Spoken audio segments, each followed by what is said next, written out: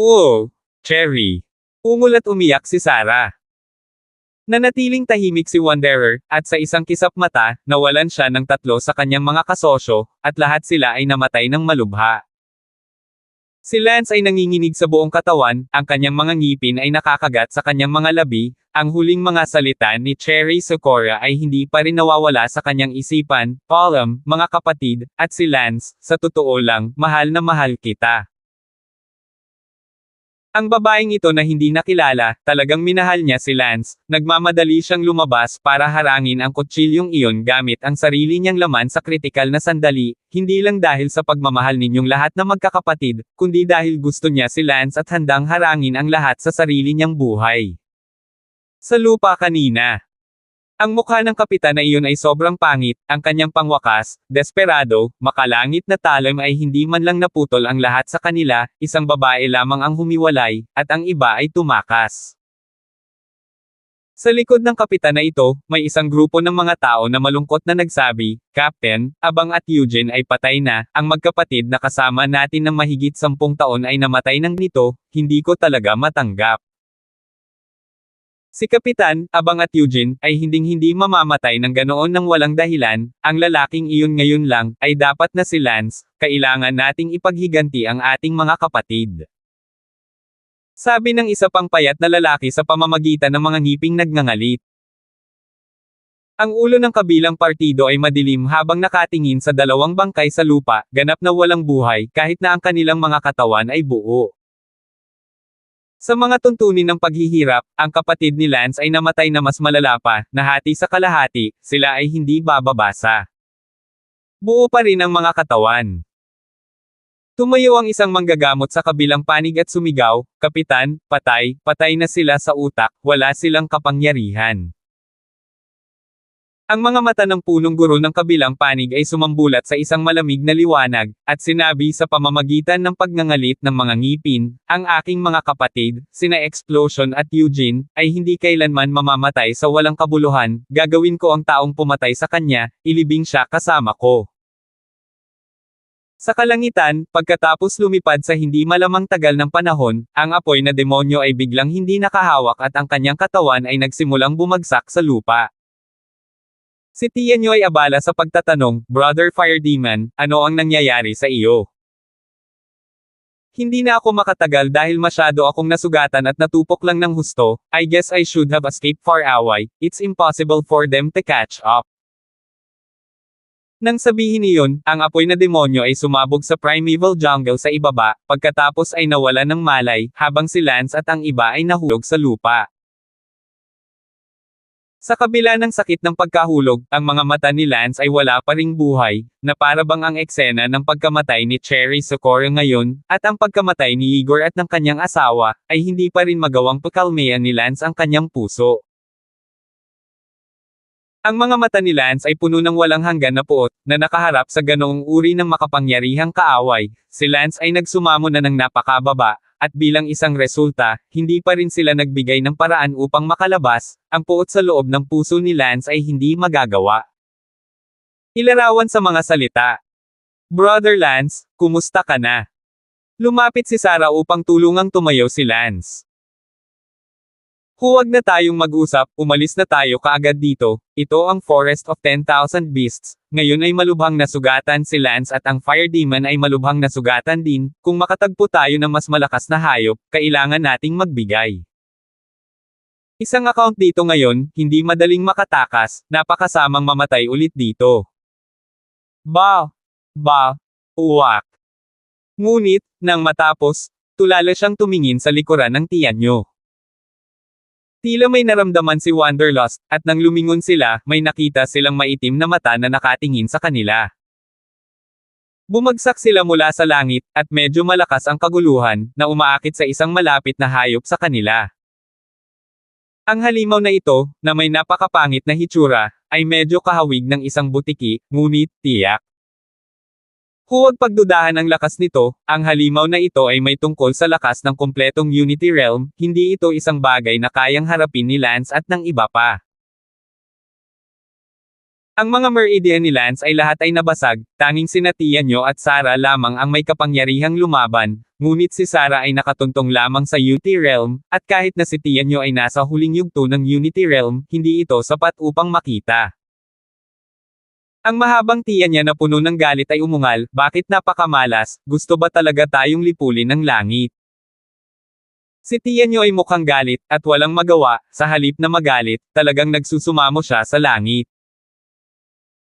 Nakaramdam din si Sarah ng desperado sa loob, sa oras na tulad nito, lumabas ang isang halimaw na may perpektong lakas ng Unity Realm, ito ay talagang magbibigay sa kanila ng desperado na landas.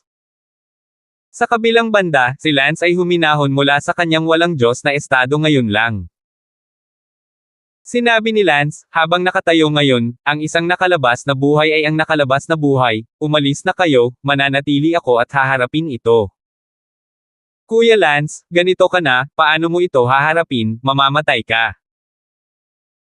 Desidido ang tingin ni Lance, dumating na dito, sa tingin mo gusto ko pa bang mabuhay? Si Cherry Socorro ay maaaring mamatay para sa kanyang mga kapatid, ngunit hindi ko kaya. Tumigil ka, umalis ka na, may lakas ka pang umalis sa kagubatan na ito. At mayroon pa rin akong basag na warp. Lance, paano mo ito lalabanan kung ang iyong mga Meridian ay basag-basag?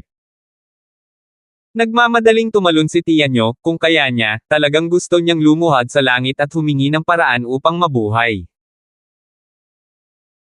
Tinitigan ni Lance ang pipeng halimaw, gumapang ng buong lakas, at sinabi ng may matatag na boses, dahil nabasag ang aking mga Meridian, hindi ibig sabihin na wala akong silbi, mayroon akong paraan, pumunta ka, huwag kang gumawa ng paraan. 2 beses ko itong sinasabi. Lance kuya hindi ako aalis, sabay na akong mamamatay. Umiiyak na sabi ni Sarah. Sumigaw si Lance, Wanderlust, inuutusan kitang kunin si Sarah at umalis ka agad. Pwede. Go. Umuungal si Lance. Umuungal din si Wanderlust, na tila na corner ni Lance, kaya kinailangan niyang kagatin ang kanyang mga ngipin, buhatin si Sarah at agad na tumakas sa malayo. Ungol. Umuungol ang halimaw na para bang gustong sundan ito. Sabay-sabay itong pinigilan ni Lance. Si Lance ay lumalaban na ng buong lakas, na para bang siya ay isang malakas na crossbow, ang kanyang martial arts skills ay hinding-hindi makakatalo sa halimaw, kaya't si Lance ay walang pagpipilian kundi ang baliwalain ang lahat at gamitin muli ang God-Socken Great Law. Sa orihinal, ang dakilang batas na sumisipsip ng Diyos ni Lance ay matagal nang mawawala, ngunit sa kasamaang palad ay hindi ito magagawa, sinisikap ni Lance na sugpuin ito nitong nakaraang buwan, palaging nagbabantay laban sa backlash ng mahusay na sumisipsip ng Diyos. Kapangyarihan ng batas. Ngunit ngayon, muling gagamitin ni Lance ang God-Socken Great Law. Ang mga kahihinatnan nito ay hindi na kailangang sabihin, marahil, si Lance ay direktang sumailalim sa reverse devouring at brain death. Sa makatuwid, si Lance ay handa para sa kamatayan, para lamang sa Sarah at Tianyo na umalis ng buhay. Niyakap ni Wanderlust ang umiiyak na si Sarah, napaungol at umiiyak habang tumatakbong parang impyerno, sa kanyang isipan, parang nakita niya ang imahe ni Lance na pinaghihiwa-hiwalay ng halimaw na iyon, ngunit, wala siyang magawa, hindi niya mapigilan, kung hindi ay ang kay Lance. Ang mga pagsisikap ay magiging walang kabuluhan. Hindi nagtagal, nakatakas sila sa malayo, ngunit hindi ito sapat, kailangan nilang huminto hanggang sa tuluyan na silang matakbo palabas ng kagubatan ng 10,000 hayop. Hamak na tao, nasugatan ka ng ganito ngayon at sinusubukang lumaban sa akin. Sa tingin mo mapipigilan mo ako? Nagpadala ng mensahe sa isip ang hayop kay Lance. 942. Well, malalaman lang natin kung mapipigilan natin o hindi kung susubukan natin. Lahat ba ng tao ay wala sa kanilang lalim? Tama. Malamig ang mga mata ni Lance, naghahanap na ng pagkakataon, at isang pagkakataon lang si Lance. Naghahanap ng kamatayan. Sinunggaban ng halimaw si Lance. Gumagana na ang mahusay na batas ng espiritu ng pagsipsip ni Lance, sa kabutihang palad, ang mga meridian ni Lance ay hindi ganap na nabasag tulad ng unang pagkakataon na nabasag sila, sa pagkakataong ito ay hindi pa sila ganap na nabasag, ang mga meridian ay nagbitak ng hindi mabilang na beses, ngunit si Lance ay nakipaglaban ng husto upang hindi ito magkaroon nito. Meridian at pilit na pinaandar ang Second Spirit Great Law, ang mga meridian ni Lance ay nagsisimula ng gumuho ng paunti-unti. Uminom. Nagmamadaling lumapit si Lance sa halimaw at nagsagawa ng Ghost Wheel Execution, at ang mga meridian ay lalong bumagsak. Gayunpaman, naabot din ni Lance ang bungo ng hayop sa isang kisap mata at sinampal ito sa bungo. Mahusay na batas na sumisipsip ng Diyos. Sumigaw si Lance ng marahas, galit na galit, desperadong sinipsip ang espiritual na enerhiya ng halimaw na iyon. Anong pagkabaligtad ng espiritu, anong pagbagsak ng meridian, lahat ng ito ay itinapon sa likod ng kanyang isipan. Aw! Sigaw ng halimaw, pilit na nagpupumiglas na itapon si Lance, ngunit paano ito bibigyan ni Lance ng pagkakataon, wala pang 10 segundo, nanginginig na ang halimaw at malapit ng mahulog, sa wakas ay kumapit pa ng ilang segundo. Ang hayop ay sinipsip ng kanyang mental na enerhiya ni Lance, ganap na patay sa utak, at pagkatapos ay bumagsak sa lupa na may kalampag. Nagtagumpay si Lance, originally hindi inakala ni Lance na magtagumpay siya, lumalaban lang siya hanggang kamatayan para bigyan ng pagkakataon si Wanderlust at Sarah na makatakas, hindi niya inaasahan na ginamit niya talaga ang Second God's Great Law para patayin ang hayop. Pero bakit parang nahihilo? Nahihilo ang ulo, parang umiikot ang buong mundo.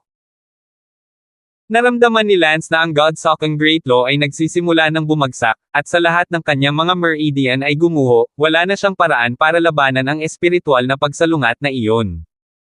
Bang! Bumagsak si Lance, na may ngiti sa kanyang mga labi, at sinabi sa sobrang mahinang boses, "Palam, mga kapatid ko." Niyakap ni Wanderlust si Sarah at tumakbo ng ligaw sa loob ng isang araw at gabi, ngunit sa wakas, nakatakas sila mula sa Forest 10,000 Beasts. Nang makatakas sila sa 10,000 Beast Forest, si Tianyo ay lumuhod sa lupa, napaungol at sumisigaw, "Lance, Lance, Lance." Wow! Bumagsak din si Sarah sa lupa at napasigaw sa kalungkutan.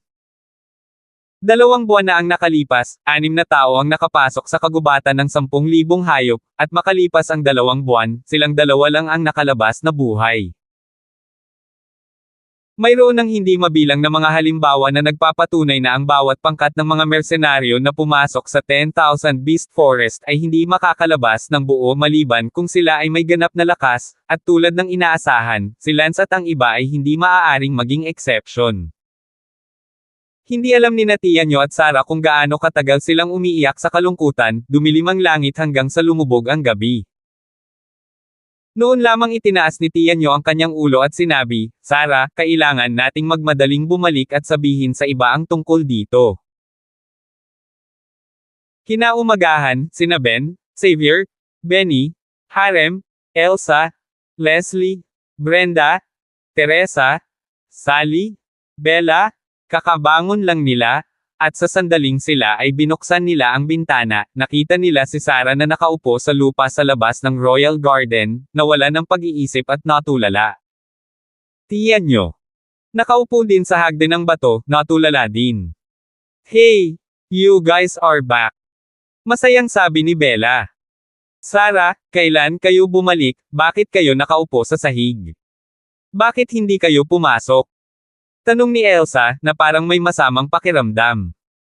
Si Ben ay abala sa pagsasabing, "Kuya Tianya, bakit nakaupo ka rin sa sahig?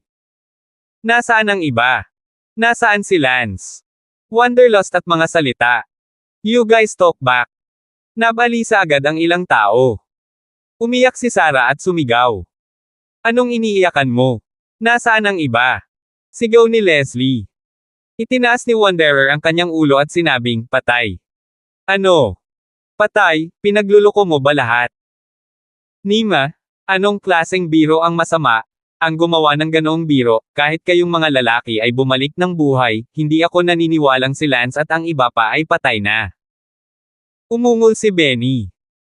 Hinawakan ni Elsa ang balikat ni Sarah at tinanong, Sarah, sabihin mo sa akin, ano ba talaga ang nangyari? Nasaan sila? Malungkot na sinabi ni Sarah, hindi nagsisinungaling si Wanderlust, Kuya Lance, Kuya Igor, Sister Megan, at Sister Cherry Socorra, patay na silang lahat. Imposible. Umiling si Xavier at sumigaw, si Xavier ay palaging naniniwala na si Lance ay isang napaka-promising na tao at hindi maaaring mamatay. Wow! Humagulol at umiyak si Sarah, habang ang iba ay nagmamadali at hindi alam kung ano ang mangyayari, na parang hindi naniniwala, ngunit sa pagtingin sa mga ekspresyon ni Sarah at Wanderlust, parang hindi man lang sila naniwala. Linawin ninyo sa akin, hindi ito totoo. Umuungal si Leslie. Sa lahat, si Harem lang ang bahagyang mas kalmado. Same time na tanong ni Harem, Kuya tiyan niya, sigurado ka bang patay na silang lahat at nakita mo mismo ang mga bangkay nila? Wanderlust, nasa kagubatan kami ng 10,000 hayop at nasagasaan ang mga mersenaryo ng hari. Nakiusap si Lance sa kanya, ngunit sa kasamaang palad, hinayaan nila kaming panatilihin ang mga babae. Syempre ayaw namin, kapatid na Igor, ang una. Ang isa, ay tinadtad sa kalahati sa harap namin, at pagkatapos, si sister-in-law na si Megan ay hindi nakayanan ang malagim na pagkamatay ng kanyang asawa, at ayaw niyang madungisan ng mga ito, at nagpakamatay din. Lance, upang protektahan sina Sarah at Cherry Socorra, ay umabot na muli sa paghahagis ng Lifeblood Hidden, pinatay silang dalawa sa kanilang Unity Realm Great Perfection at hinaranggan ang dalawang laslas mula sa mersenaryong pinuno ng hari. Ang mga Meridian ni Lance ay nabasag at lahat kami ay nagkaroon ng walang paraan upang makatakas. Sa kritikal na sandali na ito, ang apoy na demonyo ay sumugod, umupo kami sa likod ng apoy na demonyo at sinubukang sumugod sa langit upang makatakas. Gayunpaman, ang pinuno ng mersenaryong grupo ng hari ay masyadong malakas, nakikinig sa iba. Sa tono ng party, nagawa na niyang makipaglaban sa matandang master ng famous Swordvilla, napakalakas na kalaban, walang paraan para makalaban, sa sandaling ang apoy na demonyo ay sumugod sa ere, ang pinuno ng grupong iyon ay muling pinatay. Na may isang solong slash, ang kanyang talam, isang hampas, ay hindi mapigilan. Ang apoy na demonyo ay mahahati sa kalahati sa gitna ng hangin sa pamamagitan ng kanyang slash, at sa kritikal na sandaling ito, binigay ni Cherry Socorra ang kanyang buhay upang salubungin ito, nahaad lang sa slash na iyon, bago nagkaroon ng pagkakataon ang apoy na demonyo na sumugod sa langit kasama ang iba pa sa amin. Gayunpaman, ang apoy na demonyo ay nasugatan din ng husto, at pagkatapos na makatakas kasama namin sa hindi malamang distansya, hindi na ito nakahawak pa at lumapag. Sa lupa na may bumagsak, walang malay. Lahat kami ay nahulog sa lupa, at sa kasamaang palad, isang hayop ng Unity Realm Perfection ang tumakbo, at sa bingit ng kamatayan, hinayaan kami ni Lance na makatakas at dumating sila upang pigilan ang hayop, ngunit sitang ang mga Meridian ni Lance ay nabasag na, at handa siyang isakripisyo ang kanyang sarili para pigilan ang halimaw para mabigyan kami ng oras na makatakas. Ganyan kami ni Sarah tumakbo ng isang araw at gabi at nakatakas mula sa kagubatan ng 10,000 hayop. 943. Ang lahat ay humihikbi na at umiiyak, lalo na sina Elsa, Sally at ang iba pa. Nagtanong si Harem, si Kuya Tia niya, ayon sa sinabi mo, sina Igor at Megan, pati na rin si Cherry Socorra, ay nakita silang namatay ng sarili nilang mga mata, habang si Lance, hindi mo siya nakitang namatay ng sarili mong mga mata. Oo. Ngunit sa oras na iyon, ang mga Meridian ni Lance ay nabasag na at ang kanyang mga kasanayan sa martial arts ay hindi kasing husay ng sa akin at ni Sarah. Sinabi niya na kami ni Sarah ay may lakas pa upang makatakas at wala na siyang lakas para pigilan mo ang halimaw na iyon para sa amin. Sa palagay ko ay hindi matatalo ni Lance ang halimaw na iyon sa antas ng Unity Realm Perfection sa sitwasyong iyon, tiyak na pinaghiwalay siya ng halimaw na iyon para sa ating kapakanan. Sob!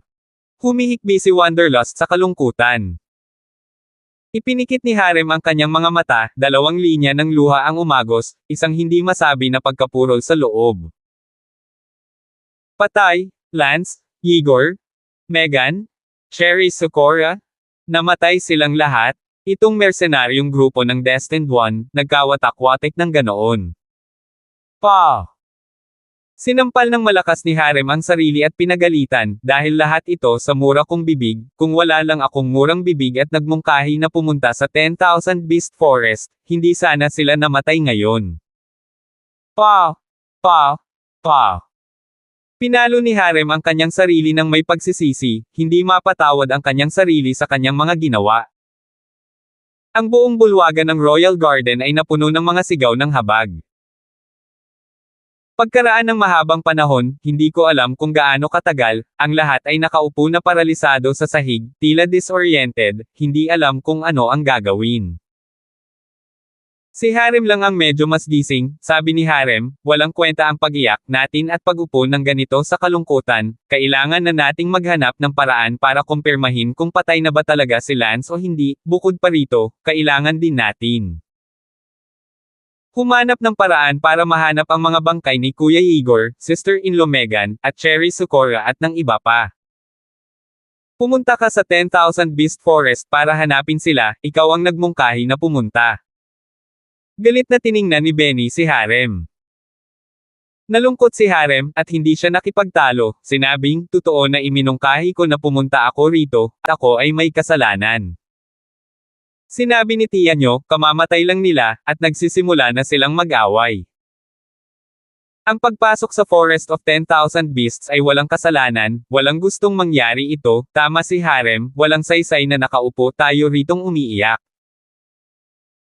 Ngayon, kailangan muna nating kumpirmahin kung patay na si Lance, kung patay na siya, kailangan nating ibalik ang kanyang katawan, pati na sina Igor, Megan, at Cherry Socorro. Ngunit paano natin makokumpirma kung sino ang nang-ahas na pumasok sa kagubatan ng 10,000 hayop? Sinabi ni Harem, maaari tayong pumunta sa hari ng imperyo ng Kangland at manalangin para sa kanyang tulong, pagkatapos ay maaari tayong sumakay ng lumilipad na barko papunta sa kagubatan ng 10,000 hayop, ito ay mas ligtas, mag-ingat lamang na hindi makasagasa ang Sky Beasts. Kung gayon, hindi pa huli ang lahat, ako, at si Harem, Ben, Xavier, ay papasok sa palasyo ng Kang Blue Empire, ang iba sa inyo, maghintay ng balita dito, siguraduhin pakalmayan sina Elsa, Sally, si Bella at ang iba pa ay bumaba. Mabuti. Agad na pumasok si tiya nyo sa palasyo kasama sina Harem, Ben, Xavier, at silang apat. Hey! Nandito na kayo, si Lance at ang iba pa ay hindi pa nakakalabas sa Forest of 10,000 Beasts. Tanong ng hari ng maputlang kamiseta. Namumula ang mata ng apat na lalaki. Nagsalubong ang kilay ng Pale Shirt King. Sa pag-uulat sa hari, si Lance at ang iba pa ay naaksidente sa Forest of 10,000 Beasts. Anong nangyari? Naglaho. Sinabi pa ni Aye sa King of the Pale Shirt ang tungkol sa nangyari sa Forest of 10,000 Beasts. Paano mangyayari ito? Napakagaling ni Lance, sayang, sayang, maganda ang kinabukasan niya, ngunit hindi niya inaasahan na maiinggit ang langit sa kanya at mahuhulog siya na parang ito, awa. Paulit-ulit na sinabi ng King of Pale Shirts. Kamahalan na hari, nakikiusap kami sa iyo, tulungan mo kami, magpalipad ng lumilipad na barko papunta sa Forest of 10,000 Beasts upang hanapin si Lance, kung sakaling hindi pa patay si Lance. Lumuhad si Harem at sinabi. Umiling si King Enderkang at sinabing, imposibleng mabuhay ka pa sa ganoong sitwasyon, kaya huwag kang masyadong malungkot. Kamahalan, pakiusap. Ang pagpasok sa kagubatan ng 10,000 hayop ay hindi maliit na bagay, kahit ako, kung ako ay malas at makatagpo ng isang makapangyarihang hayop, ako ay mawawala dito. Alam ni tiya nyo at ng iba pa na hindi sila sasamahan ng Enderkang King sa 10,000 Beast Forest, lalo pa ang magpadala ng isang tao, ito ay katumbas ng isang napakalaking pakikipagsapalaran, at para sa isang patay na tao na ibalik ang kanyang bangkay at pakikipagsapalaran. Sa 10,000 Beast Forest ay hindi katumbas ng halaga. Ang mga tao ay makatotohanan, at bukod pa, ito ay hindi tulad ng hari ng Kangland at Lance ay mabuting magkaibigan, walang obligasyon. Sa sandaling ito, isang lalaki mula sa labas ang pumasok upang magulat, nag-uulat sa iyong kamahalan, narito ang mga mersenaryo ng hari.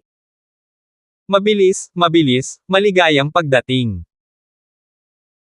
Ang hari ng maputlang kamisete ay nagmamadaling nag-utos, na hindi naglakas loob na bumagal kahit kaunti, sa lakas ng King's Mercenary Corps, kaya niyang lipulin ang maputlang asul na imperyo sa pamamagitan ng isang pitik ng kanyang kamay. Nagbago ang mukha ni Tianyo nang marinig niya ang mga salitang King's Mercenary Corps, habang ang kanyang mukha ay nagpakita ng hindi pangkaraniwang galit. Gayunpaman, galit pa rin ang galit, at kung mabunggo sila ng Mercenary Corps ng hari sa sandaling ito, walang alinlangan na lilipulin sila ng lahat ng Mercenary Corps ng hari. Iyong kamahalan Ender Kang, nakikiusap ako sa iyo na huwag ipaalam sa Mercenary Corps ng hari ang tungkol sa pagpunta natin dito, o maging ang tungkol sa ating mercenaryong grupo na naninirahan sa iyong maharlikang hardin. Pakiusap ni Wanderlust. Ang maputlang short na hari ay tumango at lumabas ng palasyo upang pumunta, ang pagtanggap ng mercenaryong grupo ng hari ang pangunahing kaganapan. Umalis ang apat ni Tianyo mula sa likuran. Kinagat ni Xavier ang kanyang ngipin at sinabing, King's Mercenary Corps, hindi ko, kakalimutan. Gustong sabihin ni Xavier na hindi niya sila pakakawalan, ngunit hindi niya ito masabi dahil mahirap. Para sabihin kung may chance man siyang lampasan ang likas na talento, hindi man lang siya ka-level, at mapapatawan niya ang sarili niya kahit sabihin niya iyon.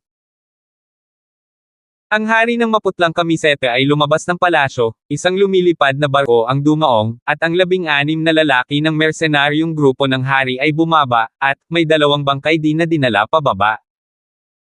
Greetings Captain, you're back? By the way, how are these two?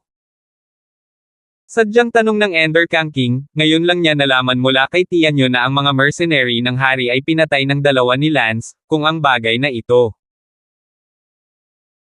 ay kumalat, tiyak na magdudulot ito ng sensasyon sa mundo, ang makapatay ng 2 tao mula sa mga mercenaries ng hari ay hindi nangangahulugang isang maliit na bagay, sa mundong ito, natatakot ako na ang 30 malalakas na lalaki lamang ang nasa tuktok ng Unity Realm ay magagawa ito.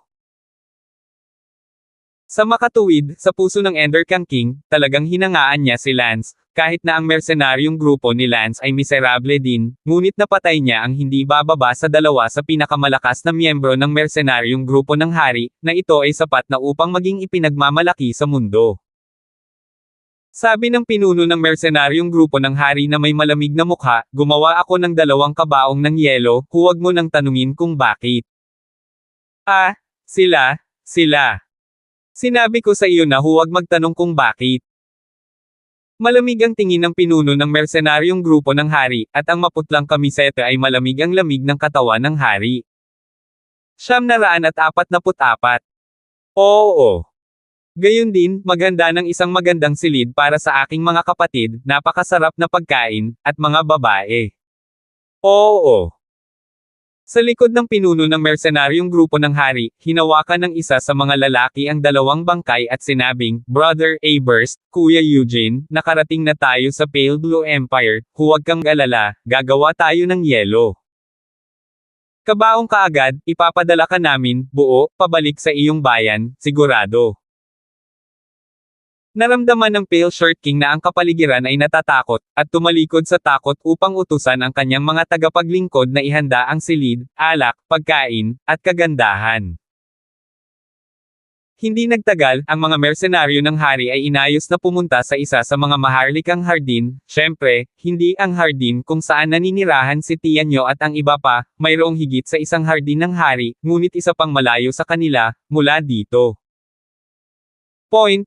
Ang maputlang Short King ay sapat din na mapagbigay, kahit na hindi siya nangako na hahanapin si Lance, ngunit hindi bababa sa hindi siya nahulog sa kanyang espada. Nang bumalik si Tianyo at ang iba pa sa hardin kung saan sila tumutuloy, lahat ay nagtanong, handa ba si King Kang na samahan tayo sa Forest of 10,000 Beasts, o ipadala ang Unity Realm Perfection Underling niya para tulungan tayong hanapin si Tang Lance. Sinabi ni Harem, huwag mangarap, ang mga tao ay makatotohanan. Ngayon, kailangan nating pumunta doon mismo, sa isang lumilipad na barko para hanapin sila, ngunit baka mamatay tayong lahat sa kagubatan ng 10,000 hayop. Ito na lang ang magagawa natin para sa ating mga namatay na kapatid, kahit na kamatayan, agad-agad, pumasok sa kagubatan ng 10,000 hayop. Ang grupo ng mga tao, na nakasakay sa lumilipad na barko, ay agad na nagtungo sa Forest of 10,000 Beasts.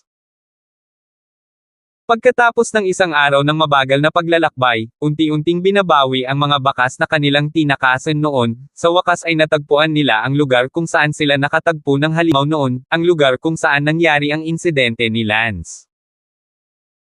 Sa araw na ito, maswerte sila na, di makatagpo ang makapangyarihang langit na hayop, kung hindi, lahat sila ay namatay sa labanan. Oo, ito ang lugar kung saan tayo nabangga at pagkatapos ay nahulog sa lambak na iyon sa unahan. Agad na tumalon ang lahat pababa sa lambak. Ito ang lugar. Ang lahat ay nakakita ng maraming dugo sa lupa, ngunit si Lance ay wala kahit saan. Nasaan si Lance? Hindi mo ba sinabi na narito si Lance na nakikipaglaban sa halimaw hanggang sa kamatayan? Ungol ni Elsa, hindi nakita si Lance at agad na nabalisa. Wow! Muling sumigaw si Sarah. Tanong ni Harem, baka maling lugar ang naalala mo. Hindi maaaring mali ang memorya ko. Sinabi rin ni Wanderlust, nandito na talaga. Paano si Lance? Kahit na pinatay siya ng halimaw na iyon, dapat may bangkay. Sabi ni Benny. Hindi naman, para saan pinatay ng halimaw ang tao. Ito ay para kainin ang mga tao, o marahil, kinain ng halimaw ang bangkay ng Don pagkatapos nitong patayin ang Don. Bagamat ayaw nating aminin, mayroon talaga tayong nasa isip na natin ang sagot. Sabi ni Harem. Bang! Ibinagsak ni Benny si Harem sa lupa gamit ang kanyang espada at galit na sinabi, ano ang ibig mong sabihin, gusto mo bang kainin si Lance? Pagkaraan ng ilang sandali ng katahimikan, sinabi ni Tianyo, si Harem lamang ang may konting katinoan, hindi dahil sinumpa niya si Lance na kainin, sa loob ng bawat isa sa atin, talagang mayroon na tayong sagot na ito, ayaw lang naming aminin, ano ang magagawa ng pambubugbog sa kanya. Sandali na lang, dahil hindi na matatagpuan dito ang bangkay ni Lance, hanapin natin ang bangkay ni Igor, Megan, at Cherry Socorro, kahit may maibalik tayong bangkay, sulit naman. Biglang nagtanong si Harem, sandali lang, Fire Devil. Akala ko sinabi mo na ang apoy na demonyo ay nahulog na may malubhang pinsala, nasaan na?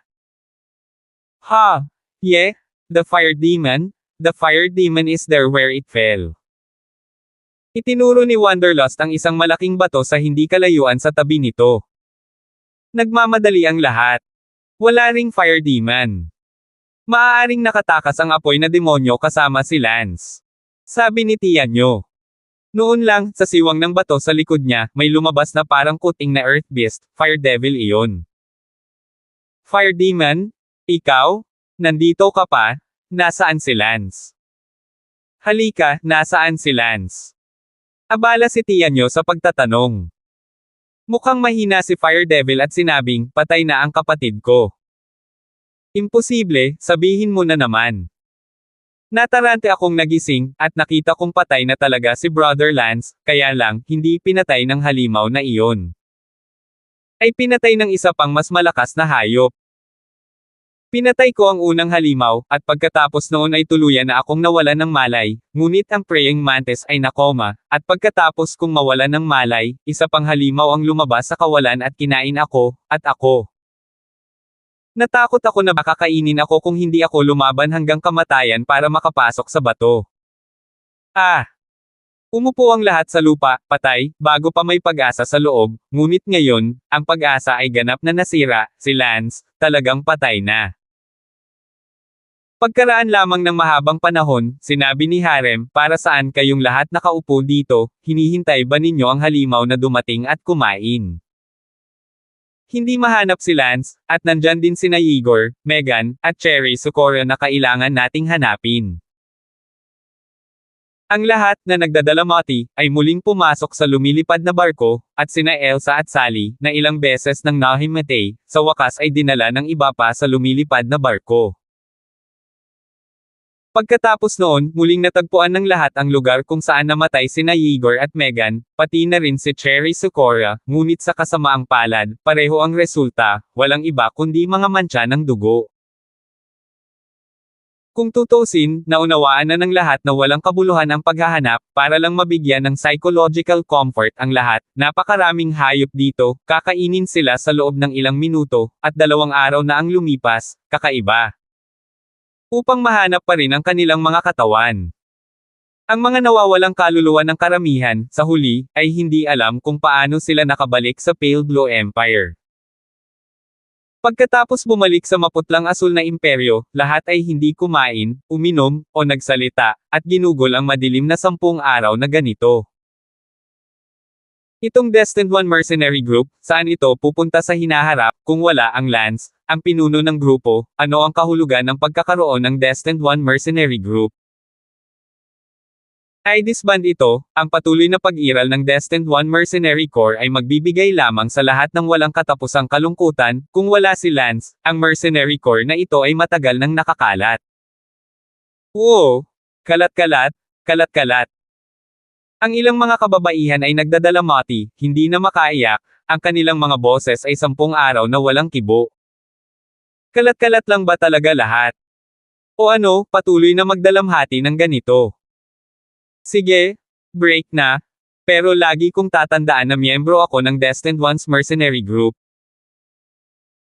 Sa hinaharap, lahat tayo na may pag-asa na maging malakas ay dapat maghiganti kina Lance, Igor, Megan, Cherry Socorro at ang iba pa, kung hindi, tatamaan tayo ng kidlat mula sa langit.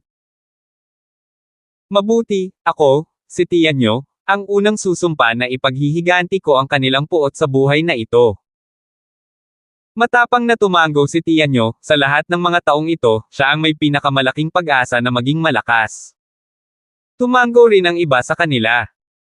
Kalat-kalat, ganoon lang, ang Destined One Mercenary Group na itinatag ni Lance ay nakakalat. Dinala ni Tianyo ang kanyang kapatid na si Teresa at nakahanap ng bagong tahanan sa malayong lugar. Bumalik si Harem sa imperyo ng North at nagpatuloy sa pagkagulo, bilang kanyang ordinaryo, at hinahamak, prinsipe. Sally at Bella, ang pagluluksa ay hindi mas mabuti kaysa sa pagkamatay ng kanilang mga puso, at pareho silang bumalik sa Linjiang City, nagpasyang panatilihin ang pag-ibig sa kanilang buhay para kay Lance, at hindi na sila nagsasanay ng martial arts. Leslie, Xavier, Benny, Brenda, Elsa, bawat isa ay bumalik sa kani-kanilang pamilya, naging gulugad ng kanilang sariling pamilya, na nagbabantay sa kanilang sariling pamilya.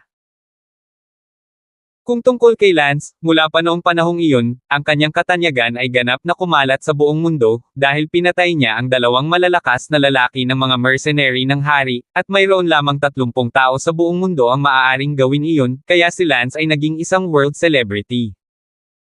Gayunpaman, isa lamang itong world celebrity.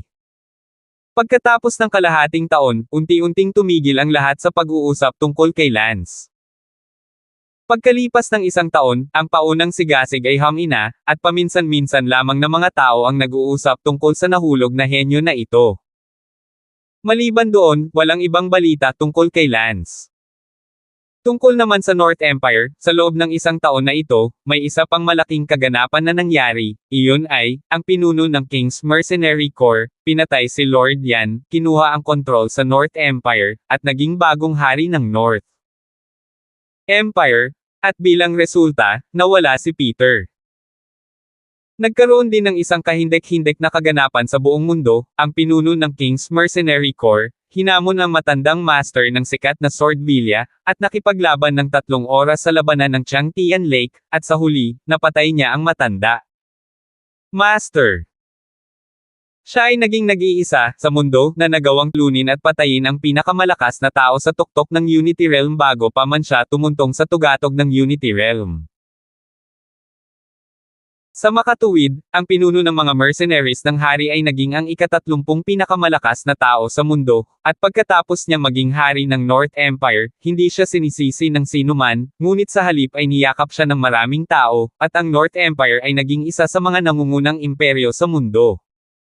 Sa mga tuntunin ng kapangyarihan. 945. Sa sandaling ito, sa hilagang kanlurang gilid ng 10,000 Beast Forest, sa isang atresado at mahirap na bayan, umupo si Talia sa isang parehong atresadong tavern ng bayan. Nang makita ng mga tao sa tabi niya si Talia na nakaupo, hindi nila alam kung bakit, ngunit palagi silang nakakaramdam ng masamang aura at nakaupo sa malayo. Biglang kinuha ni Talia ang espada sa mesa. Huwag, hindi ko na kayang pumatay. Sabi ng puso ni Talia sa sarili. Gayunpaman, para siyang hindi makontrol ng sarili niyang puso. Buzz! Sa wakas ay hindi na kontrol ni Talia ang puot sa loob ng kanyang puso, na nadaig ang dahilan. Si Talia ay pumatay gamit ang isang espada patungo sa mga ordinaryong tao na nakatakas lang sa kanya. Dang! Biglang tumalon ang isang lalaki at hinaranggan ang espada ni Talia, at sinabing, "Girl, bakit napakatindi ng puot, medyo lumalayo lang sa iyo ang iba, pero gusto mong pumatay. Umalis ka sa harapan ko." Sabi ni Talia habang ang espada sa kanyang kamay ay bahagyang nanginginig, na para bang gusto niya ang dugo ng tao na magpakain dito. Ayaw ni Talia na pumatay ng sinuman, ngunit hindi niya napigilan ang kanyang sarili, ang dahilan kung bakit siya lumitaw sa kalat-kalat na tao, liblib na lugar na ito ay dahil ayaw niyang makakita ng masyadong maraming tao. Sa makatuwid, nakatira si Talia sa isang kuweba sa gilid ng 10,000 Beast Forest araw-araw, at bawat linggo o higit pa, pumupunta siya sa maliit na tavern ng bayan na ito upang kumain at magpalit ng damit sa daan, at mahigit kalahating taon na siyang namumuhay ng ganito. Noong una niyang makuha ang Beryl Moon Sword, akala niya ay makokontrol niya ito, ngunit hindi niya inaasahan na ito ay talagang masama, at hindi lamang hindi ito makokontrol ni Talia, naging sanhi din siya ng labis na trauma sa kanyang sarili, ang kanyang puso ay nagiging mas marahas at uhaw sa dugo, at gusto niyang pumatay ng mga tao sa bawat salita. Girl, kung papatay ka ulit, huwag kang pumunta sa tavern ko para kumain sa hinaharap.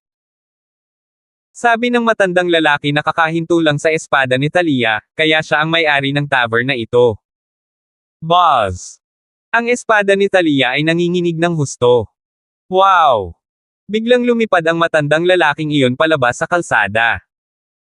Noon lang, sa likod ni Talia, isang matandang babae ang nagbuhos ng isang palanggana ng malamig na tubig sa ulo ni Talia. Dahil sa malamig na tubig, naramdaman ni Talia na umayos ang kanyang ulo. Muntik na ba akong pumatay ng tao ngayon lang?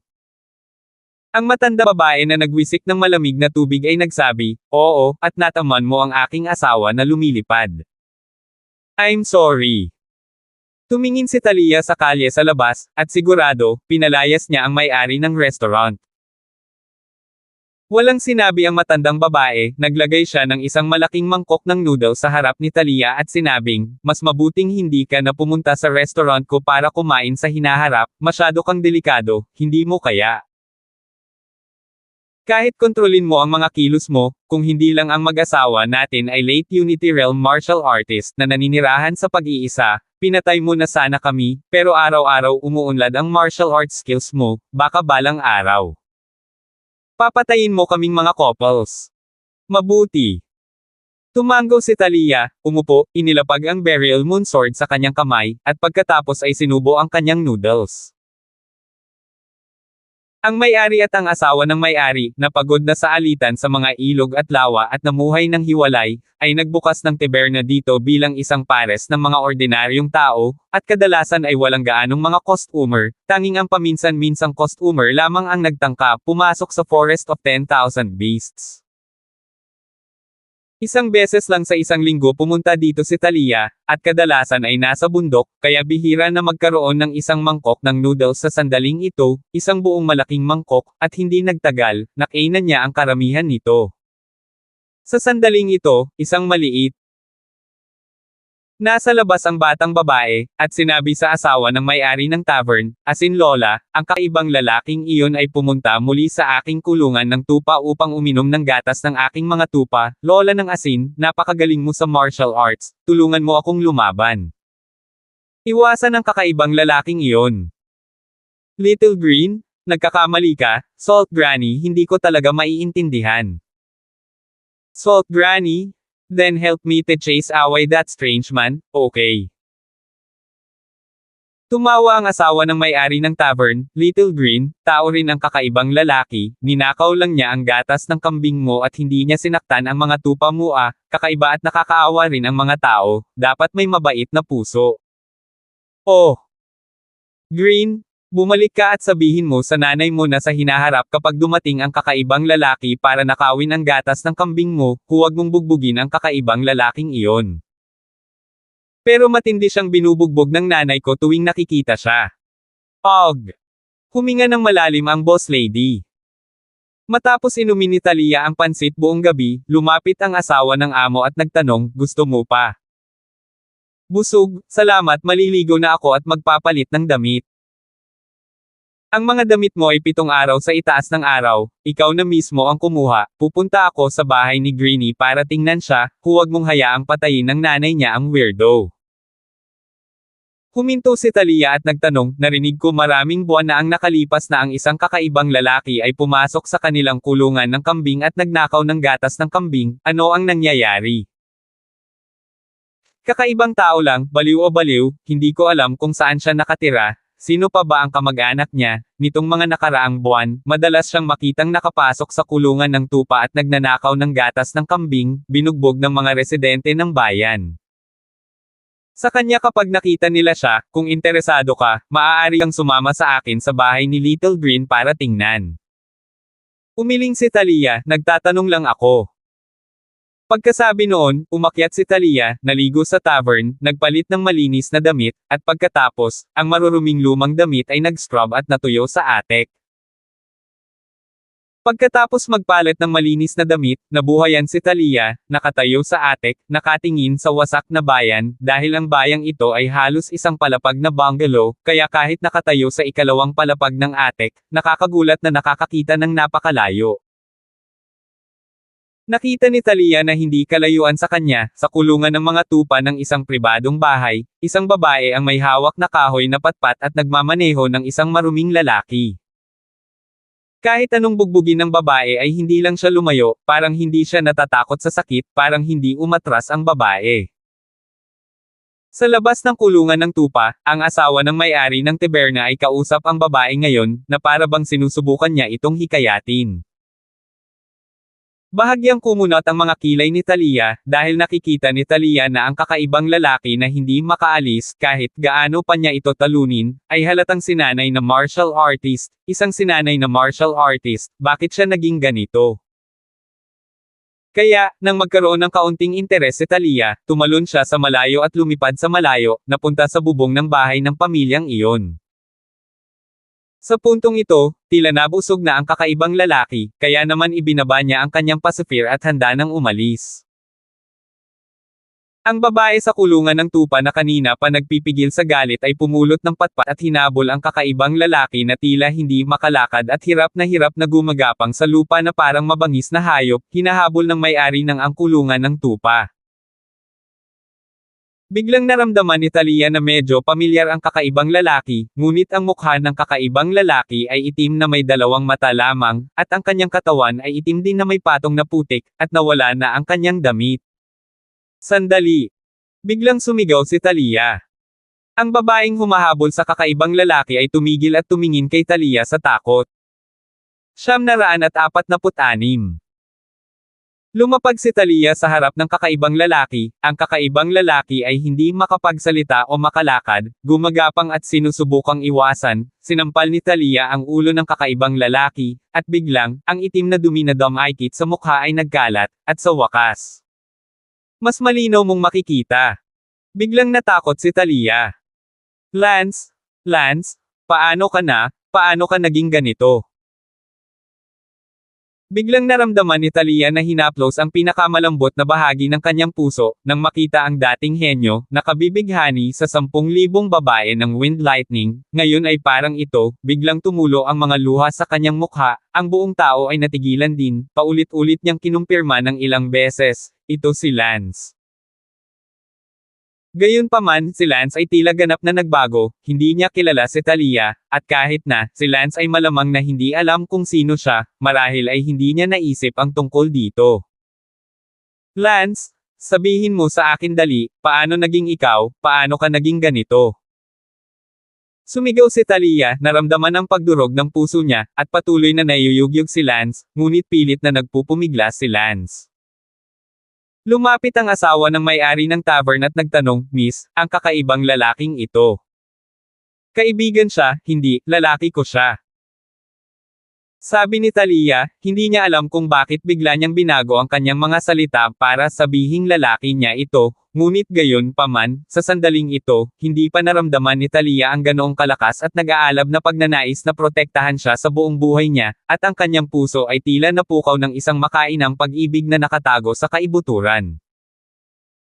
Paano naging ganito ang lalaki mo? Sa hindi kalayuan, nanginginig na sa takot ang babaeng kakatakas lang sa kakaibang lalaki. Hinawakan lang ni Talia si Lance para pigilan siya sa pagpupumiglas, hindi pa rin tumitigil ang pag-agos ng kanyang mga luha, hindi siya makapaniwala kung bakit naging ganito si Lance. Gayunpaman, sa sumunod na segundo, isang bagay ang biglang pumasok sa isip ni Talia, at iyon ang espiritual na pagbabalikwas ng dakilang batas ng Diyos na sumisipsip. Lance, nabaligtad ka na ba sa espiritual? Hindi ba? Hindi ba sinabi ko sa iyo na ikalat ang God-sucking magic? Bakit hindi ka nakinig sa akin? Sumigaw si Talia, ito ang pinakamalamang na posibilidad. Ang pagbaligtad ng dakilang batas na humihigop ng Diyos ay sapat na mabigat upang humantong sa kamatayan sa utak, ang pagkalason ay humahantong sa pagkabaliw, at sapat na banayad, upang mabawasan ang katalinuhan. Hindi alam ni Talia kung si Lance ay katamtaman o banayad, ngunit ito ay mas mahusay kaysa brain death. Lance, alis na tayo, hindi ko nahahayaan na may mangbuli sa iyo. Hinawakan ni Talia ang mukha ni Lance at sinabing. Ang sabi ng asawa ng may-ari ng taberna, ibalik mo muna ang lalaki mo sa taberna, hugasan mo muna ang iyong katawan, pagkatapos ay bumalik upang tingnan kung ano ang nangyari. Mabuti. Niyakap ni Talia si Lance at mabilis na lumipad papunta sa tavern, dinala si Lance sa banyo kasama niya. Sa hindi inaasahan, si Lance ay tila hindi na masyadong lumalaban sa paglapit ni Talia, marahil ay naramdaman ni Lance na si Talia ay tiyak na kanyang mabuting sarili, kaya siya ay hindi gaanong lumalaban. Ito ay isang sorpresa kay Talia, dahil, nararamdaman ni Lance ang kanyang kabutihan sa kanya, na nangangahulugang ang antas ng paghihimagsik ng isip ni Lance ay ang pinakamahina at kabilang sa pagkabulok ng intelektual, hindi pagkabaliw. Lance, makikilala mo ba ako? Tumingin si Talia sa mga mata ni Lance at nagtanong. Tumingin ng diretso si Lance kay Talia, hindi nagsalita, ngunit umiling. Natuwa si Talia, mahusay, naiintindihan pa rin niya ang aking mga salita, ang kanyang pag-iisip ay ang pinakabanayad, ngayon ay hindi ko alam kung gaano kalayo ang kanyang katalinuhan ay bumaba. Talia. Nakataas ang isang daliri, tinanong ko, magkano ito?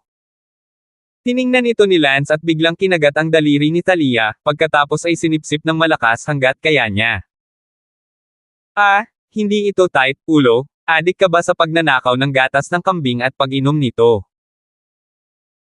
Si Talia ay abala sa pagbunot ng kanyang daliri, napakawalang imek, hindi niya masabi ngayon kung gaano kalaki ang nasira ng katalinuhan ni Lance, ngunit walang pag-aalinlangan na ito ay higit pa.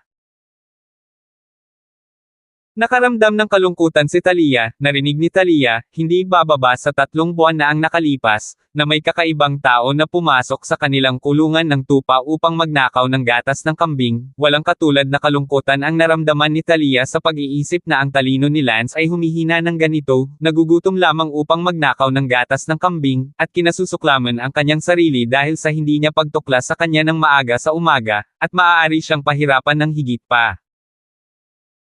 Ang katawan ni Lance ay natatakpan na may mga sugat at galos, at walang masabi kung ilan sa mga naninirahan sa bayan ang itinaboy siya at binugbog siya, at hindi nang ahas si Talia na isipin iyon dahil sa takot na muling tumulo ang mga luha. Sa oras na ito, ang boses ng asawa ng may-ari ng tavern ay nagmula sa labas, at ang asawa ng may-ari ng tavern ay nagsabi, "Babae, ang mga damit ng iyong lalaki, inihanda ko ito para sa kanya at iniwan ang mga ito sa pintuan. Salamat." Tiningnan ni Talia ang buong katawan ni Lance, lalo na ang isang tiyak na lugar, at namula, bagamat mayroon ding itim at puno ng putik doon, hindi halata hanggang sa hinugasan niya ito, ngunit dapat ba siyang payagan na linisin si Lance? Bumantong hininga si Talia, "Ganito ka na, bakit ang dami ko pa ring iniisip?" Walang magawa si Talia na makapagbigay ng lakas ng loob para paliguan si Lance, namula rin siya sa hindi malamang tagal sa proseso, buti na lang tang bumaba ang talino ni Lance at wala siyang naiintindihan, kung hindi, hindi niya alam kung gaano ito kaiya. Halos buong araw ang lumipas, sa wakas ay hinugasan ni Talia si Lance, ngunit, pagkatapos hugasan si Lance, ang ilang mga lugar ay mas kapansin-pansin, si Talia ay namula hanggang sa mga ugat ng kanyang mga tainga, at sa wakas ay walang pagpipilian kundi bihisan si Lance. Magsuot ng damit, palabas ng silid, patungo sa unang palapag, nakita ng asawa ng may-ari ng tavern si Lance, maningning ang mga mata, ngumiti, "Hindi ko inaasahan, ang kakaibang lalaking ito pala ay napakagwapong binata ah. Talia salamat. Miss, hindi kailangang maging magalang. Pwede bang maghanda ka ng isa pang mangkok ng noodles para sa akin, hindi para sa akin, kundi para sa kanya?" Siyempre.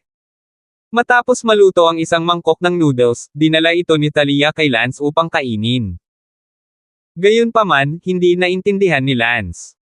Hindi man lang makakain ng noodles. "Huwag mong sabihin sa akin na gatas lang ang alam mo."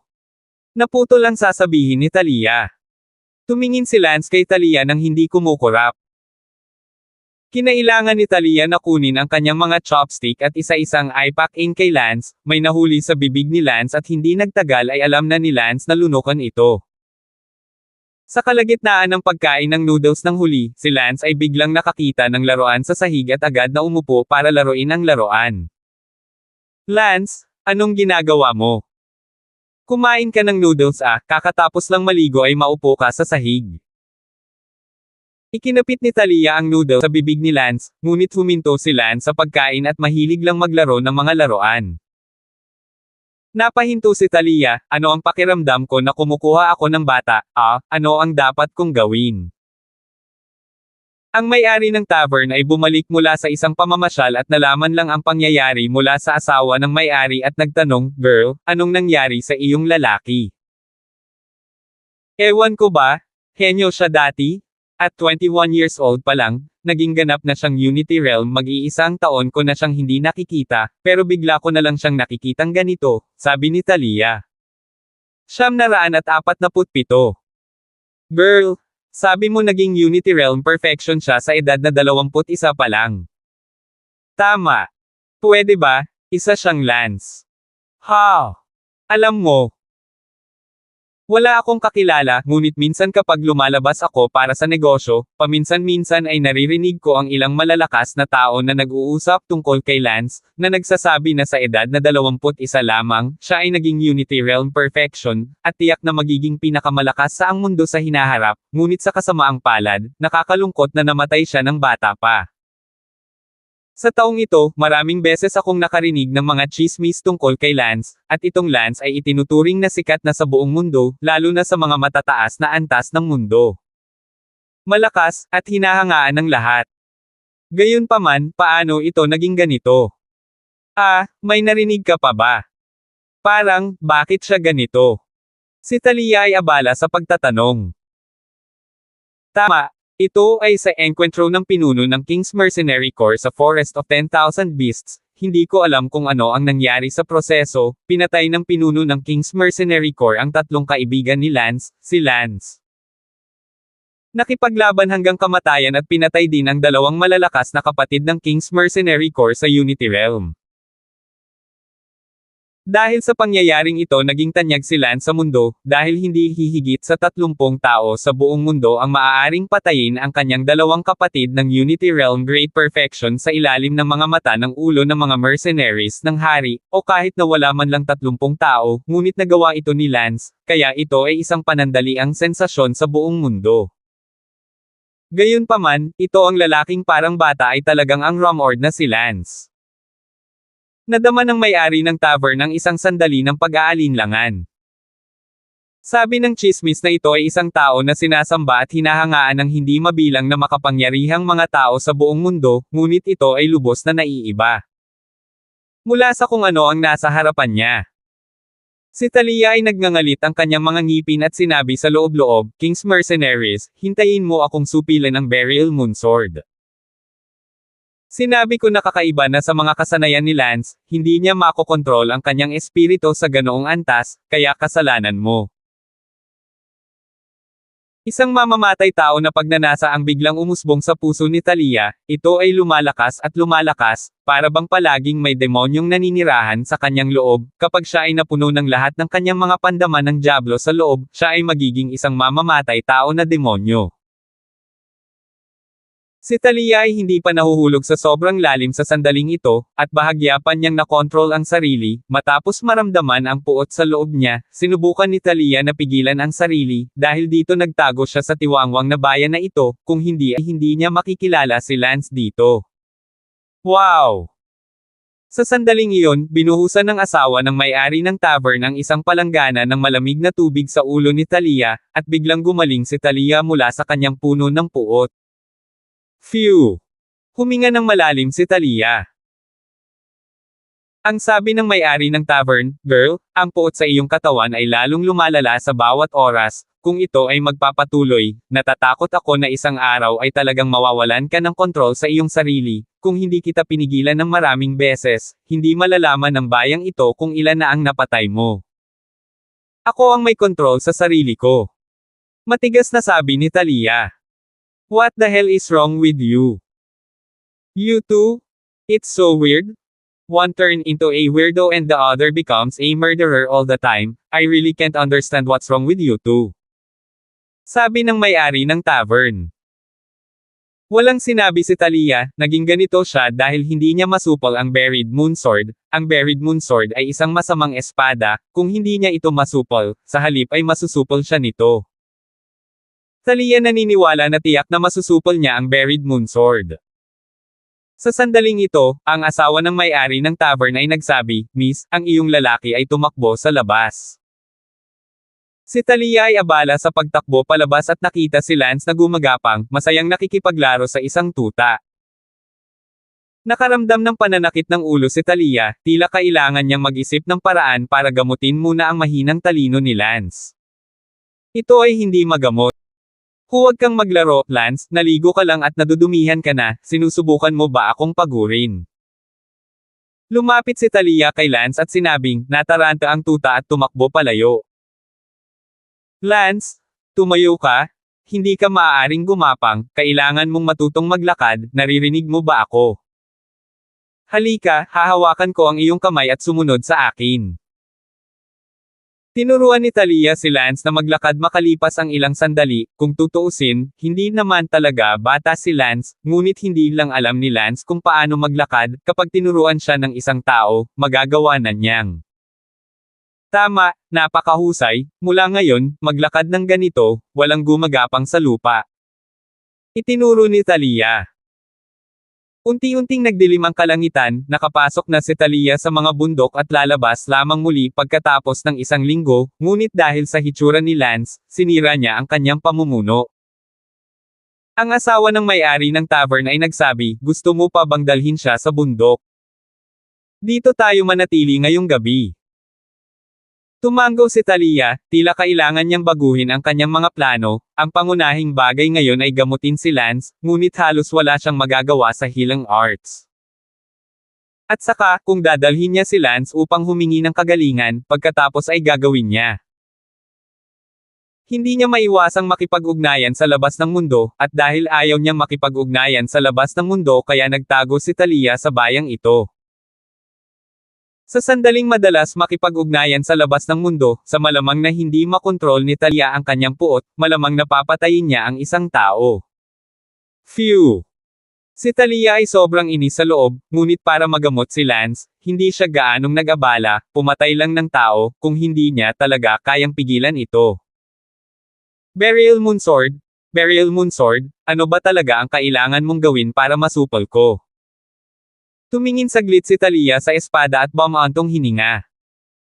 Mula sa siyentipikong pananaw, ang buried moonsword ay isang meteorite na binuo na puno ng radiation, kung ito ay tunay na masama o hindi ay hindi pa rin malinaw. Gayunpaman, sa kabilang banda, sa buong panahon, lahat ng sikat na espada ay hindi gawa sa karaniwan. Karaniwang mga materyales, ang mga ito ay katulad ng buried moonsword, na ginawa ng isang extra sky meteorite, at pagkatapos makatagpo ang tunay na may-ari, ito ay nasakop at naging isang extinct na sikat na espada. Kaya, ito ay kasalungat, kung ang Beryl Moonsword ay isang patay na sikat na espada na may masamang kalikasan na maaaring masakop, o ito ay isang napaka-radioaktibong bato na walang anumang pagbabago. Gabi. Lance, maaari kang matulog sa akin sa gabi. Walang magawang sabi ni Talia, orihinal na hinayaan ni Talia si Lance na magkaroon ng silid para sa kanyang sarili, ngunit, si Lance ay palaging bumababa upang maglaro, si Talia ay talagang natatakot na siya ay gumapang kung saan. Sa kalagitnaan ng gabi para maglaro, kaya, hinayaan lang niya itong matulog kasama niya, hindi pa siya nakatulog ng isang lalaki sa buong buhay niya. Ngayon at hayaan ang kanyang sarili na mag-isip ng labis. Mainit ang panahon, si Talia ay nakasuot ng maluwag na damit, nakahiga sa kama, ang ulo ni Lance ay nakapatong sa kanyang balikat, si Talia ay nayuyugyug ang pamaypay, ang kanyang isip ay hindi alam kung ano ang nangyayari. Biglang naramdaman ni Talia ang kanyang dibdib, pagiging sinipsip ng husto. Ah, Lance, ano ang ginagawa mo? Nawala sa isip si Talia, kaya hindi niya inaasahan na ang kanyang mga suso ay sinipsip ni Lance bilang gatas ng kambing. Ah! Bumagsak at namula si Talia sa parehong oras. Lance, paano ka magiging ganito? Hindi ako kambing, tsaka wala akong gatas, paano mo pa ako makikita ng mga tao? Nalungkot si Talia, ngunit wala siyang magagawa. Gawin tungkol dito. Sa wakas, sinabi ni Talia, mukhang kailangan mo munang mawalay sa suso. Huminga ng malalim si Talia at malakas na sinaway si Lance, sige, matulog ka na, wala nang gulo o bugbugin kita. 948. Walang mga salita para sa gabi. Kinabukasan, isinama ni Talia si Lance at naghanda na umalis sa lugar upang humanap ng manggagamot na magpapagamot kay Lance. Gayunpaman, si Talia ay hindi masyadong pamilyar sa mga manggagamot sa mundong ito, ni hindi niya alam kung saan may mga makapangyarihang manggagamot, ang utak na ang pinakamahirap na gamutin, kaya ang isang ordinaryong manggagamot ay tiyak na hindi gagana. Kinailangang tanungin ni Talia ang asawa ng may-ari ng tavern tungkol dito. Ang sabi ng asawa ng may-ari ng tavern, ang alam ko, mayroong isang sikat na manggagamot sa mundong ito at siya ay magaling lalo na sa mahihirap na sakit, siya ay isang 15-ranked healer ng Moonless Empire, ang pangalan niya ay Eugene's Lunar Unfallen Empire. Isa ito sa 10 pinakamakapangyarihang imperyo sa mundo. Oo, ang totoo? Ang aking bayan ay ang Lunar Empire, at kahit na hindi ako kwalipikadong makilala si Master Eugene's, alam kong siya ang numero 1 banal na doktor sa Lunar Empire, at hindi lamang dalubhasa sa paggamot sa mga sugat sa labanan, ngunit din sa lugar ng mahihirap na sakit. Gayunpaman, maaaring hindi siya pumayag na gamutin si Lance.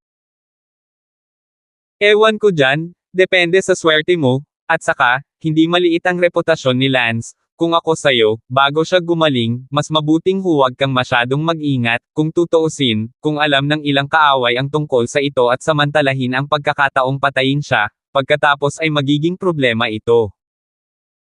I know that. Well then, we'll be off. Goodbye. Bye. Good luck. Dinala ni Talia si Lance. Ina. Hindi nagtagal pagkatapos umalis sa bayan, biglang tumawag si Lance. Tumingin si Talia kay Lance na may pagkalito. Sino ang tinatawagan mo? Nanay. Ah. Sagot ni Talia. Tinawag mo akong nanay. Nagkamali ka ba, hindi mo ako ina.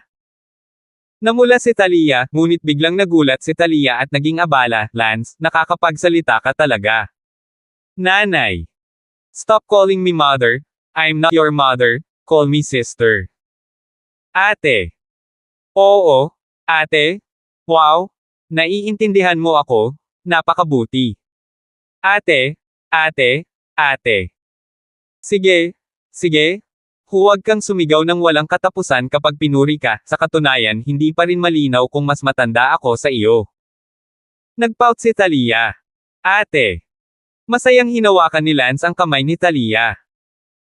Nagtungo silang dalawa sa malaking lungsod na siyang tanging lugar na may eroplanong lilipad patungo sa Moon Never Falling Empire. Sa kabutihang palad, may mga direktang eroplano mula dito hanggang sa Moonless Empire. Habang nasa daan, tinuruan din ni Talia si Lance na magsalita habang sila ay naglalakad. Si Lance ay intelektual lamang na nasaroon ng loob, kaya sa kaunting pagtuturo, nagawa niya ito ng sabay-sabay, napakabilis ng pag-unlad. Ate, ano ito? Ito ay isang ibon. Ito ay kung ano. Ito ay isang palaka. Ano ito? Ito ay isang bato. Ano ito? Ito ay tubig. Ano ito? Ito ay isang paro-paro. Ito ay kung ano. Huwag ka nang magtanong ng walang katapusang okay, namamatay ako sa inip. Sigaw ni Talia sa inis, mula nang matutong magsalita si Lance, walang tigil siyang nagtatanong ng kahit daan-daang, ano na to ngayon, talagang nagpaputok si Talia. Wow! Napaluha si Lance, pinunasan ang kanyang mga mata sa paglala. Malapit nang bumagsak si Talia, kaya kailangan niyang matiigang suyuan. Sige, sige, kasalanan ni ate, hindi ka dapat sinigawan ni ate, patawarin mo siya. Okay. Wow. Lance, magpakabait ka, huwag kang umiyak, hindi mabuting bata ang umiiyak na bata o. Stop crying ayaw sayo ni ate. Please, huwag kang ganyan, okay. Okay, ito ang pinilit mo sa akin, ayaw na sa iyo ni ate, kaya mo na ang sarili mo. Tumalon si Talia at lumipad palayo, syempre, sinadya niyang takutin si Lance. Pagkatapos lumipad ng ilang daang metro, huminto si Talia at bumagsak ng maayos. Gayunpaman, nang bumalik siya, nalaman niyang wala na si Lance sa parehong lugar. Nagmamadali si Talia. Lance, nasaan ang lalaki? Huwag mo akong takutin at mawala ng ganyan. Lance. Matapos maghanap ng mahabang panahon, sa wakas, nakita ni Talia si Lance na nagtatago sa isang siwang sa isang bato. Hindi nakaimik si Talia, masyado kang lumayo para sadyang magtago, dahilan para mag-alala ako na naligaw ka. Sayang, tama, mali ako, lumabas ka dali, nagmamadali tayo. Hindi. Labas. Hindi. Talagang hindi lalabas 'di ba, tapos wala na talaga si ate. Sige, ibilang mo na natatakot ako sayo, kaya sige tanungin mo ako at pangako sasagutin ko kung ano man ang itanong mo. Okay, ano ito? Inilibot ni Talia ang kanyang mga mata at sinabing, ito ay isang bato. Ano ito? Ito ay dumi. Ano ito? It's leaves. Ngayong ang dami ko nang sinagot sayo, pwede ka nang lumabas. Umakyat si Lance mula sa puwang sa bato at nagpatuloy sa kanyang paglalakad kasama si Talia. Habang nasa daan, tinanong ni Lance ang libu-libong anong ito. Naranasan ni Talia ang pakiramdam ng tunay na pagbagsak at nagngangalit ang kanyang mga ngipin. Lance, ganito ka na ba kakulit at kakulit noong bata ka? Kapag naka-recover ka, siguradong aayusin ko ang score na ito sa iyo, sa sobrang pag-iikot mo sa akin sa daan. Matapos gumugol ng higit sa 10 araw, sa wakas ay nakapasok siya sa malaking lungsod, at agad na dinala ni Talia si Lance sa paliparan, naghahanda na lumipad patungo sa Moonless Empire. Gayunpaman, nang dumating si Lance sa malaking lungsod, nakakita siya ng roller coaster at Ferris wheel sa loob ng isang amusement park at agad siyang gumawa ng eksena. Hindi, ngayon ay pupunta tayo sa Moonless Empire para hanapin ang Master Eugenes na iyon para gamutin ka, ayoko ng pagsilbihan ka. Ayoko. Agad na tumakbo si Lance sa amusement park. Ikaw.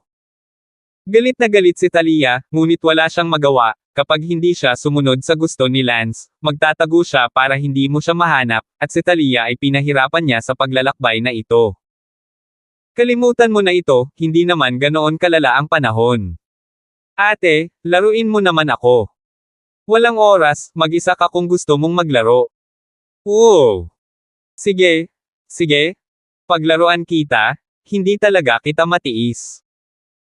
Natakot si Talia na tingnan sila ng mga bystanders na may nalilitong mga mata, kaya kinailangan niyang paglaruan si Lance. Gayunpaman, pagkatapos maglaro, napatanto din ni Talia na hindi niya talaga nilalaro ang mga ito, nakakalungkot lang na si Lance ay hindi isang normal na tao, hindi magiging masama kung makakapaglaro siya ng ganito sa mga normal na oras. Pwede na ba tayo? Pagod na ako ate at gusto kong buhatin mo ako. Ikaw, mabuti, para sa kapakanan ng iyong IQ na bata pa, titiisin kita. Inakbayan ni Talia si Lance ay may hawak pang maliit na saranggola sa kanyang kamay, ang mga pedestrian ay nakasalubong sa kalsada tumingin sa kanila ng kakaibang mga mata, napakalaking tao, at kailangan pang buhatin at laruin ng isang babae ang isang maliit na saranggola, siya ba ay may kapansanan? 949. Sa totoo lang, si Lance ay hindi may diferensya sa pag-iisip, ang IQ ni Lance ay bumaba sa IQ ng isang bata, at may isa pang bagay na hindi pa natuklasan ni Talia, at iyon ay ang IQ ni Lance, ay tumataas araw-araw. Mula sa simula noong nasa milk stage pa siya, hanggang sa makalakad, makapagsalita, at ngayon sa makagagawa ng eksena, ang IQ ni Lance, ay bumubuti araw-araw. Ano ang ibig sabihin nito? Nangangahulugan ito na ang utak ni Lance ay nag-aayos at ginagawang perpekto ang sarili nito. Marahil, hindi na kailangan ni Lance ng gamutan, sa loob ng kalahating taon, o isang taon, natural siyang gagaling at unti-unting bubuti. Si Talia, gayunpaman, ay hindi napagtanto ang pagbabagong ito sa Lance, at naisip na si Lance ay hindi isang tunay na bata, lahat, minsang nagturo. Sa airport, maayos na sumakay si Talia sa eroplano kasama si Lance. Sa eroplano, si Lance ay nakatulog sa dibdib ni Talia, ang isang kamay ni Talia ay marahang tinapik ang likod ni Lance, at ang kanyang bibig ay humihina ng isang kanta. Hindi ito gusto ni Talia, at hindi matutulog si Lance hanggat hindi siya kumakanta ng isang kanta para suyuan siya. Ang mga tao sa harap at likod na upuan ng eroplano ay tumingin kay Talia na may kakaibang mga mata at itinuro si Talia. Retarded ba ang isang iyon? I think it's nerves, but at this age, I still need someone to heal me to sleep. Hehehehe. Isang puutang bumalot sa loob ni Talia, at ang mga demonyo na ilang araw na hindi kumikilos ay lumundag na parang tsunami, at ang espadang inilagay niya sa tabi niya ay nanginag. Pakiramdam ni Talia ay hindi napigilan ang sarili. Ang mga mata ni Talia, na biglang naging itim, ay tumayo. Biglang natulala ang mga katabi niyang pasahero. Wow! Sa sandaling hinugot ni Talia ang kanyang espada, sa susunod na segundo, ang espada ay nasa club muli, at isang segundo lang ang lumipas upang makalabas sa espada, at lahat ng dosenang pasaherong ito sa first class cabin ng eroplano ay nahulog sa lupa, dumudugo ang lahat. Pagkatapos ng pagpatay, ang espada ni Talia ay tila nasiyahan, ito ay napakatahimik ng ilang sandali, hindi na ito naglalabas ng anumang radiation, syempre, radiation ang bagay na ito ay hindi nakikita, hindi lamang nakikita. Biglang natauhan si Talia at nakita niya ang 12-dosenang mga taong namatay ng malungkot. Phew! Nakapatay na naman ako. Napabuntong hininga na lang si Talia, bagamat nakapatay siya ng tao, wala siyang matinding guilt, tutal, isa na siyang demon princess, pumapatay ng hindi kumukurap. Ang dahilan kung bakit siya nagdalamhati na muli siyang pumatay, marahil ay nakuha niya ang kaunting katwiran mula kay Lance. Umupo si Talia, tumingin sa natutulog na si Lance, at sinabing, Lance, kinukutya ka ng mga taong ito dahil sa pagiging retardado mo, kaya karapat-dapat silang mamatay, kung may manggahas na tumawag sa iyo na may kapansanan o baliw sa hinaharap, papatayin ko. Silang lahat. Dumating ang eroplano sa Moonless Empire at lumapag sa airport ng isa sa mga lungsod sa Moonless Empire. Pagkalapag pa lang ng eroplano ay napapaligiran na ito ng mga pulis. Napatay ni Talia ang mahigit 100 tao sa first-class cabin, at tumawag na ang airport ng pulis. Isang grupo ng mga pikeman. Ngumuso si Talia na may pang-aalipusta. Walang intensyon si Talia na harapin ang grupong ito ng mga pulis, pagkatapos ng lahat, ito ay masyadong mababa. Hinawakan ni Talia ang isang kamay sa ilalim ng kilikili ni Lance, tumalon at lumipad palabas ng airport sa isang iglap, at sa oras na tumakbo ang grupo ng mga pulis palabas ng airport, wala na silang mahanap, at alam ng mga pulis na iyon na ang pumatay. Ay isang dalubhasa sa martial arts, kaya pinabayaan nila ito. Dinala ni Talia si Lance at nanatili sa isang hotel. Dahil ang lungsod kung saan lumapag ang eroplano ay hindi ang kabisera ng Moonless Empire, ito ay isa lamang sa mga lungsod, kaya kailangan pa ring gumawa ng isa pang paglipat, o sumakay ng kotse, upang pumunta sa Moonless Empire, na katulad nito. Sa pagkakaroon ng Wangjing City ng North Empire, na siyang buong imperyo, kung saan halos lahat ng martial powerhouses ay nagtipon. At saka, pagkababa ng eroplano, gabi na, kaya humanap muna ng hotel na matutuluyan.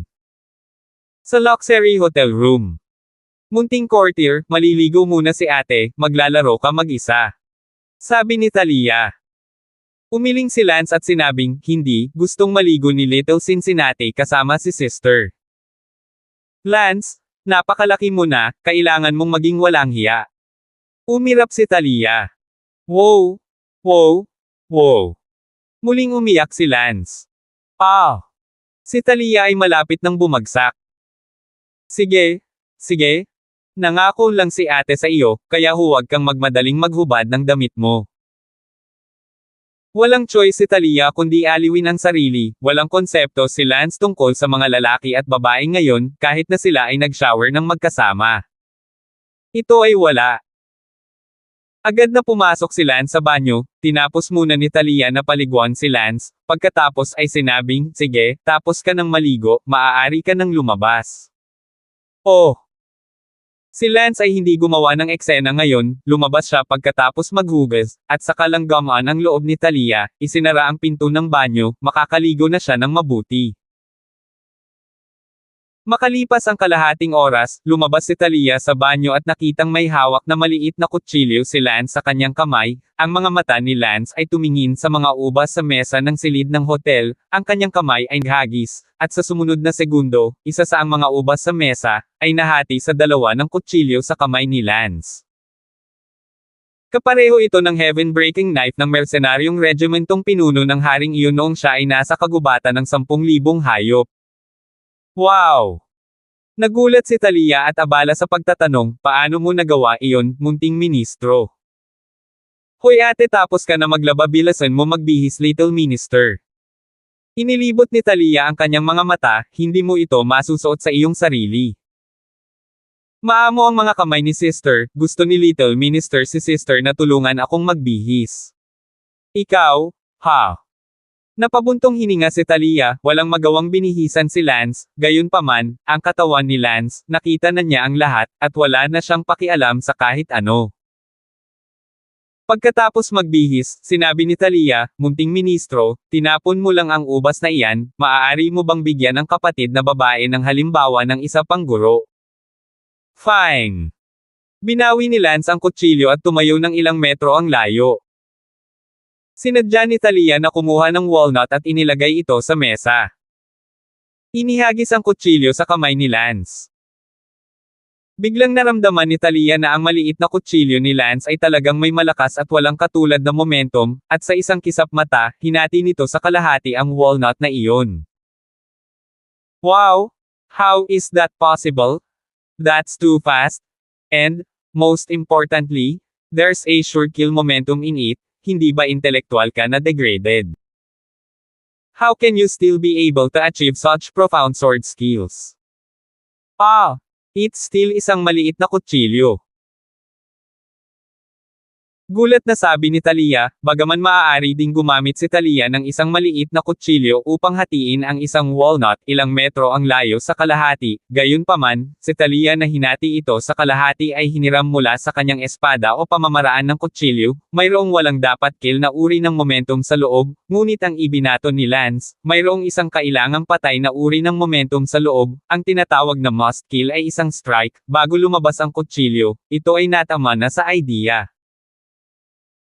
Si Talia ay naiinggit sa loob dahil, upang magawa ang ganitong uri ng pamamaraan, nangangahulugan ito na si Lance ay tumaas ng isang antas sa kanyang martial thought comprehension.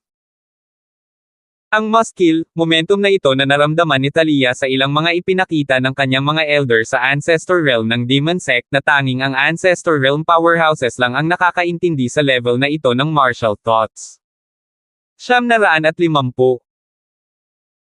Hindi alam ni Talia na ang pinuno ng King's Mercenary Corps, ang kanyang kahangahangang talam, ang Heaven-Breaking Blade, ay ang may ganitong ideya ng tiyak na kamatayan, kaya natalo niya ang Old Villa Master ng famous Sword Villa. Sa oras na iyon, ang pinuno ng mercenaryong grupo ng hari ay nakipag-away sa matandang Villa Master ng ilang oras, ang dahilan kung bakit siya nakipaglaban ng ilang oras, ito ay dahil, sa simula, wala siyang buong tiwala sa isang tiyak na pagpatay laban sa matandang Villa Master, kaya, sa sandaling inilapat niya ang Heaven-Breaking Blade, at ang resulta ay hindi isang tiyak na pagpatay, pagkatapos, sa halip, siya ay nagdulot ng malaking pinsala sa kanyang sarili, sa makatuwid, ang labanan na iyon, ang pinuno ng mercenaryong grupo ng hari, siya ay unang lumaban. Kasama ang matandang Villa Master sa libu-libong round, hanggang sa naramdaman niya ang kanyang sarili. Nang makapatay siya sa isang welga ay inihagis niya ang Heaven-Breaking Blade at, sa isang slash, hinati sa kalahati ang Old Villa Master. Ang ideya ng dapat pumatay, natatakot ako na ang pinuno mismo ng mga mercenaries ng hari ay hindi alam, pagkatapos ng lahat, ang mundong ito ay walang Clan Master Realm, at natatakot ako na si Lance ay hindi malinaw sa sandaling ito. At kung bakit biglang nalaman ni Lance kung paano basagin ang Heavenly Blade, ito, walang nakakaalam sa ngayon. Si Talia ay hindi rin masyadong nag-isip, iniisip na si Lance ay napakagaling, kahit ano ay maaaring mangyari, marahil si Lance ay dati, at ngayon, kahit na ang IQ ay bumaba, ngunit hindi rin namamalayan. Si Lance ay may kaunti ng must kill, momentum ngayon, na talagang hindi ka panipaniwala. Si Talia ay lubos na humahanga kay Lance at sinabing, munting ministro, napakalakas mo. Hehehehe. Purihin si Lance at masayang ngumiti. Sige, kain na tayo. Ate, gusto ko ay pakin mo sa akin. Hindi, ang laki mo na, kailangan mong kumain mag-isa. Gusto ng aking munting alipin na pakainin siya ng kanyang ate, kung hindi ay hindi siya kakain, ha? Ikaw, well, mukhang na-spoil kita sa daan. Ilang araw na lang, pero kapag naka-recover ka sa loob ng ilang araw, tingnan mo kung paano ako lilino. Sa restaurant ng hotel, may isa pang nakakasakit na eksena, isang magandang babae, nagpapakain sa isang binata, buti na lang at walang tumuturo sa kanya sa oras na ito, kung hindi, natatakot ako na ito ay magdulot muli ng demonyong puso ni Talia. Pagkatapos kumain, sinamahan ni Talia si Lance na maglaro sa silid ng hotel, naramdaman din ni Talia na parang bumalik siya sa kanyang pagkabata. Hanggang sa gumabi na si Talia ay naghum ng isang kanta, at si Lance ay nakatulog sa kanyang katawan, dahan-daang nakatulog. Kinabukasan, kumuha si Talia ng kotse at pinaandar si Lance diretso sa Imperial, capital ng Moon Never Falling Empire, Moon City. Ang Moon City ay katulad ng Wangjing City ng North Empire, maliban, ito ay kasing lakas ng mga ulap, at isa sa 10 pinakamalakas na imperyo sa buong mundo, dahil, ang emperador ng Moon Never Falling Empire ay isang malakas na tao sa tuktok ng Unity Realm Great Perfection, at, ang emperador na ito ay mas malakas kaysa sa matandang Panginoon ng sikat na Sword Villa. Sa buong mundong ito, ang 30 pick na Unity Realm Grand Perfectionist ay hindi magkapareho ng lakas, at bawat isa ay may kanya-kanyang ranking, at ang antas ng kanilang taas ng lakas ay halata rin.